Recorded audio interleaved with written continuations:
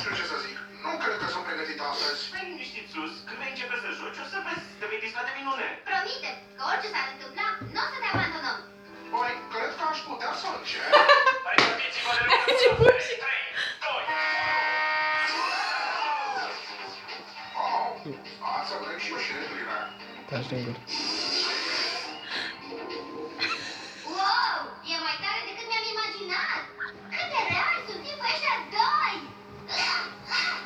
lovitură barată. Răsile cumpărat Digicon. Plus la minune.